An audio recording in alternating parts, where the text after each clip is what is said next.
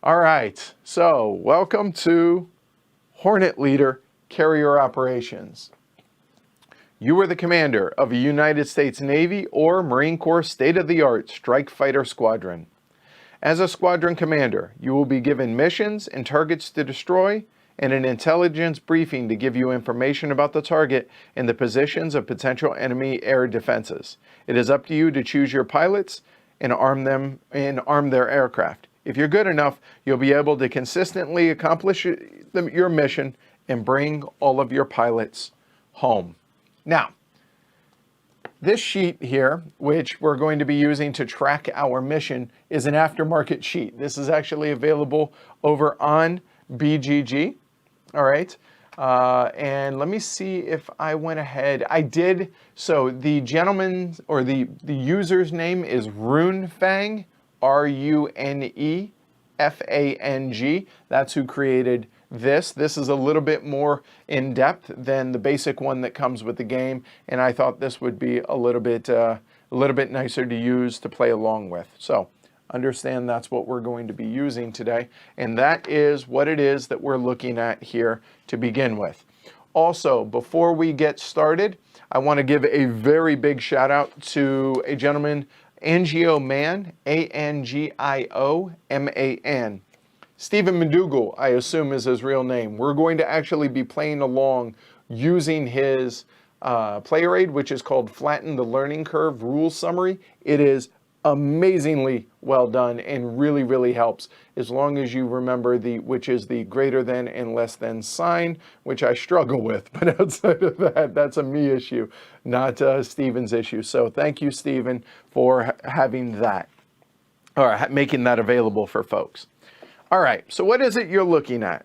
Well, first off, we have a number of things that you can see here. We have a number of different campaign maps that come with the game, as well as there are others that are printable over on the DVG site. I chose, basically, this is the Gulf War. So Iraq, 1991, that's the campaign map. I'll go into details about all of that a little bit later, but obviously we have the overview of it, an introduction. We have the various targets that we may be targeting as we go along. We have either a short, medium, or long campaign. I think for this being kind of a teaching video, for the very first time, we're going to do a short campaign, which is only going to be over 3 days. It shows what standard weapons we are allowed to load up our aircraft with, what special weapons we may load up our aircraft with. Then we have 3 different markers down here. We have recon, intel, and infra being short for infrastructure. And these are going to be modifiers for various things throughout the game. In our cup of randomness that we use, these are going to be all the bogeys. This is going to be our sites and any potential bandits, meaning hard sites or fixed locations, meaning like SAM sites, so surface-to-air missiles, and bandits or bogeys being enemy aircraft. All right, so that's what we're looking at over here. Then on the actual tactical display board here, we actually have the tactical display. We have a standoff attack area, which is all these various areas on the outside, then a pre-approach area moving in, then we have a northeast, south, and west approach areas, then we have the center area, and where our target card that we select is going to be our target for the mission for that day. All right, so from there, what we have the various target cards. It's a fairly thick deck. Then we have event cards, which are random events that are going to happen 3 times on a given mission, or on a given day, I should say. We have the turn order track here, a total of 5 turns, as you can see. Aircraft pilot cards, honestly, I'm probably not going to use this space. And then a sequence of play to help remind you. But again, we're going to kind of be going off this, which also follows this. And it's going to be a slow and methodical working through this so that this helps everybody be able to learn the game. All right.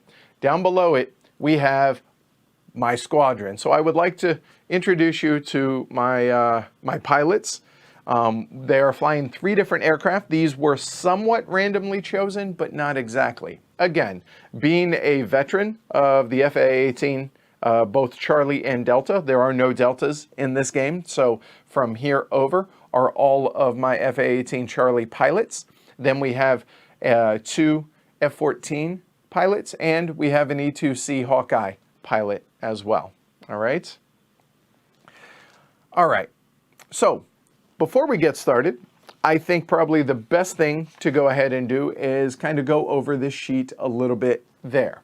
So the campaign information. So what campaign? It's Iraq 91. It's going to be a short campaign, meaning it's going to be a 3-day campaign. Now I had a choice, either doing a U.S. Navy or a United States Marine Corps campaign. And I'm a little bitter towards Dan Verson for one reason. Apparently he feels that the Marines only fly lawn darts, i.e. the the AV-8 Harrier. If he would have included the option for flying F-18s, I would have done a Marine campaign. However, because I wanted to fly the F-18, we're doing a Navy mission instead, or a Navy campaign. Again, it's going to be a short one. All right, then over here, we have so many initial special operations points, okay, or SO points. And that is dictated by right here. It says 22 SO points to begin the mission with right there. So that's what we started with. Then I could gain or lose depending on if I get more advanced or less advanced, older, more obsolete aircraft. Get more SO points or cost me more. Well, as it were, the F-18 Echoes and Golfs, which are the advanced version of the F-18 Charlie, well, they didn't come into play until after 1991, so we couldn't really use them. Same with the F-18 Fox and the F-35 Joint Strike Fighter, so those are not viable options. The A-7, which is older than, well, dirt, I chose not to use, and I really don't like the Harriers, so I chose not to get any Harriers into my squadron. So from there also, before we got started, and we'll go over everything here in a little bit. So that's kind of the gist of what it is that we're going over. Now, there are various options that we could also include in our campaign. So I chose to make night missions available. That doesn't cost any SO points. It's just, it may add stress and will change up the way a normal round will work, but these are all optional things that you could choose. And then campaign advantages and disadvantages. If you wanted to make a campaign harder or easier, I chose to just go with a standard average difficulty. All right. So that said, let's go ahead and roll in to the beginning of what it is that we're doing. So the first thing, select the campaign card. We've done that. Then select target cards. Now, because it is a Navy campaign, we have all these different numbers. Each of these numbers corresponds to one of the target cards that is in this deck. If it were a Marine Corps campaign, only the first one would be available. So it would only have cards 10, 20, 53, 56, and 57 in there. And then after you clear a certain number of these, then these would be available, so on and so forth. But because it is a Navy campaign, all of the target cards are included in that. So we've shuffled the target cards. The event deck is the event deck, so we just shuffled that up, and that's randomly placed out there. All right. So then we selected our pilots. And I'll be honest, I did not put any thought process into other than names. I just like the names. So this was semi-random, but it wasn't truly random because I didn't want some of the obsolete nor any of the Harriers in my squadron. So I went strictly by names and not by stats for the various pilots. All right. Now, the one thing that I will point out is because this is a short campaign, well, whether it's a short, a medium, or a long dictates what the experience level of the pilot is. So now let me bring your attention to the pilot card. Now, this is going to be an aircraft card and a pilot card. So I'm going to use those words interchangeably. Just know that it references the same card. Okay, a pilot is an aircraft, and an aircraft is a pilot in this. Okay. So up here, obviously we have the name. So Bear is he's actually my most experienced pilot, but on this card, it shows that this shows a green. There are 4 levels to a various experience level of a pilot. There is newbie, there is green, there is average, there is skilled, I lied, there is 5, and ace. All right, so for a short campaign, I have a total of 1 newbie, 2 green, 4 average, and 1 skilled. No aces yet, but hopefully they may be able to get promoted up as we go along. All right, so what I did do is I randomly chose who is what. So Eyes, being the E2 Hawkeye, he's an average pilot. Maverick is an average. Waldo is a newbie. Bear is skilled. He's my most experienced pilot. Cowboy is average. Mustang is green. Talon is average. And Wedge is green. All right. So Waldo being the newbie there. Okay. So once we have chosen our aircraft, then we have to decide or figure out if there's a cumulative cost for SOs that we have spent, but because these are all basic aircraft, there is no SO cost on that. You could do promotions before the game starts. I elected to not do so. Again, keeping this very basic and keeping this very standard for the beginning, okay? So now, let me go ahead and also give you the gist of the layout of a pilot/aircraft card, okay? So over on the left side here, FA-18 Charlie Hornet, okay, it shows when it came into service, which here is 1983. So 1983 is before Iraq 91, so we're allowed to use this type of aircraft, all right? Now, some other things that you're going to want to know for the card is, again, you have the name up in the top left corner. Then you have their situational awareness points. Now, this is going to be, can they act during times when they normally can't act? Unfortunately, the majority of my pilots have a 0 up here, all right? The number up above it, the little number up there, is how many experience points that they need to be able to level up, to go from, say, from green to average, average to skilled, etc., etc.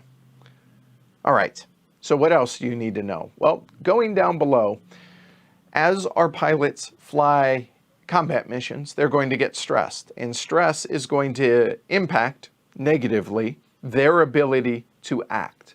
So when there are 0 to 4 stress markers on here, his status is okay, easy enough. The speed isn't the speed of the aircraft, it's when they actually activate, when that pilot or that aircraft actually gets to take its action. Fast being before the enemy acts, slow being after the enemy acts. And then air to air and air to ground, depending on the target that they're going up against, there will be a modifier for it. Down below, it also shows the available armaments that can be attached to this aircraft, and it also shows the 20mm Vulcan cannon that it carries out of the nose, and all die rolls in this game are 10-sided dice, so to be able to hit a modified 10, and it must be a range of 0, meaning it's got to be directly on target. Okay. Then the number in the bottom right-hand corner is the number of weight points. This is really important. This weight points is going to determine the ordnance load, or what we're going to load each aircraft with, which now brings us over to the various loadouts, okay, the various weapons. Now, there are far more than what I'm showing you here, and let me give you an example. I have all of these sorted into this handy-dandy little tray right there. Now, I'm not going to go over the details of every single thing because, let's face it, you guys aren't going to memorize this. You're not going to remember all of this. So therefore, it doesn't make sense for me to go over all of it right now. But because we're talking about weight and we're about to get into loading out our aircraft, the important thing to remember is this number in the top left-hand corner is going to be the weight of the ordnance that you're carrying. Okay, so I'm allowed a total of 8 weight. So if I were to load up all 4 of these weapons, with the understanding that an F-18 can't carry a Phoenix missile, but outside of that, we're looking at a total of 1, 2, 3, 6 total in weight. So I could outfit another 2 or load up another 2 weapons onto the aircraft. I hope that makes sense. The other thing that we have here is one of the bogeys. So we have, this is called a sight. So it says what it is. This is a surface-to-air missile, so a SA-6 location on it. Radar, and then that is going to be the die rolls that are going, modified die rolls that are going to be needed to be able to hit this site. Okay. Then on the flip side of that, it will have a bandit or a bogey. I may use those words interchangeably. And again, this is for obviously enemy aircraft. So this is a MiG-25 and has similar things on it. Okay. Air to air have these yellow stripes on them. Air to ground don't. So easy enough to remember. So this is going to require air to ground. This is going to require air to air. All right. So easy enough, I think, so far. So hopefully all that makes sense. So let's go ahead and continue on now. So we're beginning the game. So we've already determined some of those things that I've already talked about, what campaign, naval, the whole 9 yards, and we got our squadron laid out here. So next we go into pre-flight. So we have to determine, so right here, we are starting out here in section 1. Choose a target. So draw a number of target cards as per the recon track and choose one of those drawn for today's mission. So take a look over here at the recon track. You'll notice all of these have arrows that point to the right. Whatever the number that is shown to the right of that shows the maximum number that you may draw. Now, let's go ahead and draw one and go ahead and let me move these out of the way. All right, you guys with me so far? Is all this making sense? We're going to draw these one at a time, and I'm going to go ahead and bring them over to this camera, and we're going to see these together. Okay, so I have not studied the deck. The deck is not preceded in some predetermined fashion, so we'll see what we have. All right, so here we go. So the target, we're allowed to draw 3 of these, but we have a bunch of information on this target, all right? Well, first off, let's go ahead and cover what it is that we're looking at on this. So this is target number 31. So now let's go ahead and look out here. Let's find target number 31. Well, 31 is way up north in Iraq up here, okay? The weight modifier is going to be -3, meaning, oh, remember that 8 I showed you that your aircraft, how much ordnance it can carry?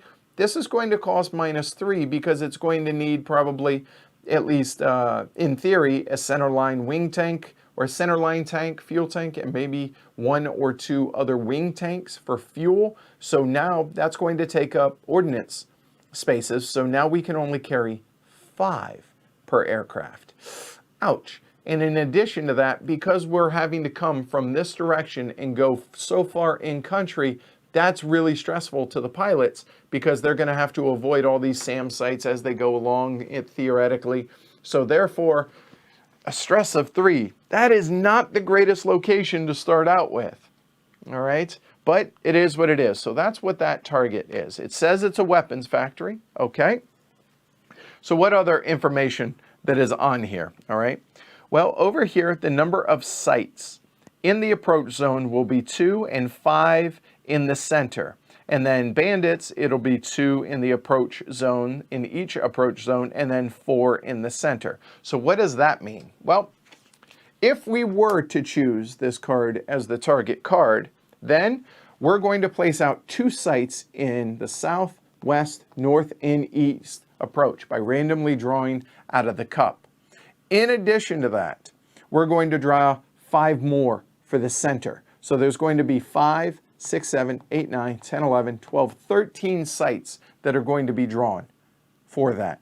Then, after my aircraft are placed out here on the board and I've chosen who's flying, etc., then 2 bandits, meaning 2 enemy aircraft in each approach zone are also going to come out, and then 4 more in the center. And to be able to destroy this weapons factory, it's going to require a total of 14 hits. but it's worth 4 victory points. Let's go and bring this back now. It's worth 4 victory points. That's nothing to sneeze at. The recon and the infra tracks are going to move 2 spaces each to the right, like so, which is going to be beneficial for us as well. And in addition to that, down here at the bottom, it says that it's a fixed target, meaning it's not going to move. It's going to be really, really hard to move a weapons factory, right? Then it has an improvement. Improvements, these are bad things or possibly good things that are permanent adjustments to the game rules until this site is destroyed. It says, move the intel counter 1 to the left at the end of each day. Well, that one kind of sucks. That is really not a good location, I think, to start out with. And I think that might be a little bit risky to be able to start with. So what does that mean? Now, the improvements do stack. So meaning, even if we don't choose this, the intel counter is still going to move 1 to the left at the end of each day. All right. Still, I think we're going to draw another card and choose a different site. So we draw a second card, and what is it? Oh, we have target number 1. So where is target number 1 first and foremost? It is going to be right here. So -1 on the weight and 2 for the stress. I would have preferred something out here, but it is what it is. So what do we have here? We have a minor airfield. This is a whole lot less defended, as you can see here. Only requires 7 hits. It's only worth 2 victory points, though. So, but still, even so, it's really, really not that bad. Okay? Then down below, this is a secondary target. Oh, well, there's that. Secondary target means you can try and take this out in addition to a main target. So, it comes with 1 bandit. It's a fixed location. The improvement is all targets get +1 center bandit draw. Boy, I need to learn to draw better, obviously. This is not a good start here. I'm debating. Give me a minute here while I think this over, okay? What do you guys think? Do you think we should stick with the weapons factory and bring out the minor airfield? What do y'all think? You guys tell me while I look something up real quick and while I chew this over myself.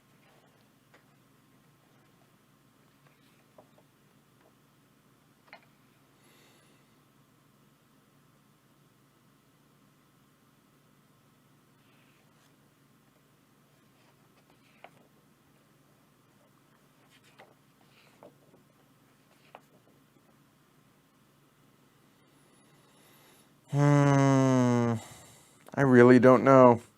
I just think that's a little aggressive to try and go after that for the first one. So you know what? We're going to go ahead and draw another card.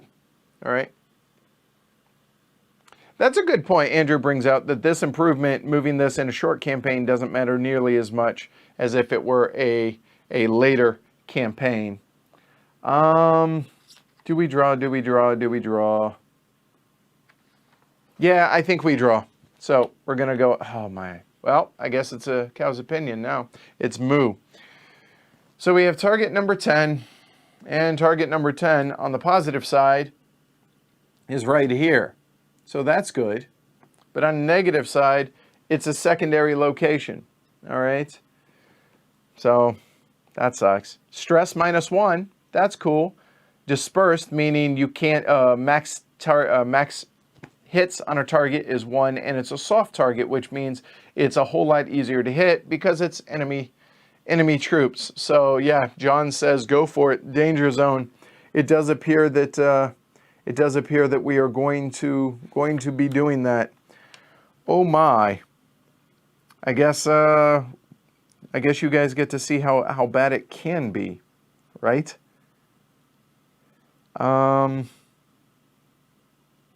All right, let's go ahead and do it. So we're going to go with the weapon factory. We don't have a choice. We could actually, hold on. We do have a choice. We could spend 2 SOs to draw 2 more target cards before settling on a final target. We have 22 to start. That's actually not a bad idea since our draw kind of sucks. And I'm actually double checking right now to see if you can use a secondary as a primary. Ah, you can. So as I read it, it says, in addition to flying the primary mission each day, you can select an available target with the secondary trait. You must decide to fly a secondary mission or not when you select the primary target for the day. So you can choose one of these. Okay, so if that's the case, let's go ahead and try and take out the minor airfield. Oh, now people are talking trash and saying, come on, Marine, no fear. You guys are brutal. All right, fine, you talked me into it, Chip. Fine, let's go with it. Weapons factory it is. To hell with it. So the weapon factory, so we've chosen a target. There we go. So the other two. Now, because that is going to be such a hard target, I am not going to choose to do either of these. However, the improvements do hang out, so we're just going to go ahead and set those off to the side, okay? All right. So that is selecting the target. Now, determine place and sights. But beforehand, you can choose to have downtime and not fly the mission. Basically, everything will move, all these tracks will move one to the left, but obviously it's the first one, so we're not going to do that. Now, place enemy sights on the tactical board. So what does it say? It says 2 sights in each approach zone, all right?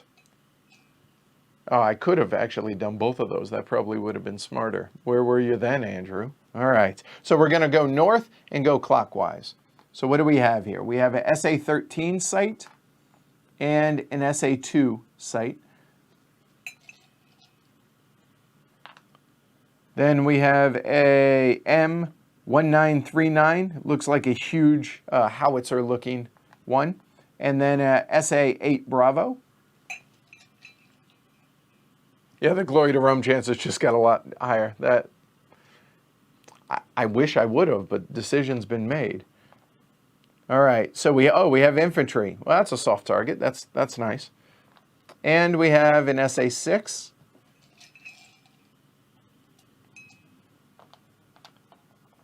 We have an SA-13 and Zu-23-2, which is kind of a anti-aircraft gun.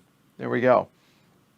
So those are the 2 sights on each of the approach zones. Now we do 5 in the center.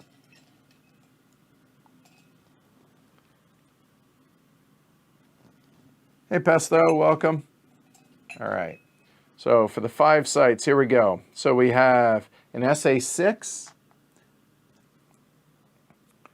We have another SA-6. We have a S-60 howitzer looking. We have a SA-8 Alpha. And a KS-19, which also looks kind of howitzer-esque. So big ol' anti-aircraft gun there. So that's all the sights. That's a lot of nastiness. That's a lot of air to ground that we have there. Okay. So next, allocate aircraft and pilots to the mission. So choose a number of aircraft up to the number shown at the center of the target card. So I can choose up to 7 aircraft. So what does that mean? 7 of my aircraft. Now, my E2C Hawkeye here is free to add to a mission, meaning I can fly 7 aircraft. 1, 2, 3, 4, 5, 6, 7. Oh, and we're going to, because we're going to need it with all of this. Plus, we have another 6 bogeys that are going to be coming. So we are going to fly everybody. The entire squadron is coming out, all right? Now, if they were labeled unfit, meaning they're not okay, they're not shaken, they have too much stress, they would not be able to fly, but obviously we don't have that issue. Now comes one of the more time-consuming aspects of this, which is we have to arm each aircraft. So what I'm going to do is I'm going to move these away, and I'm not necessarily going to have all of these in this approach zone yet. We don't have to decide that quite yet. I'm just moving these out of the way. Oops. That actually can stay. Wrong one. And eyes. All right. So I'm going to take these off of camera now, and I'm going to talk about how to go about arming our aircraft. All right, so give me a moment.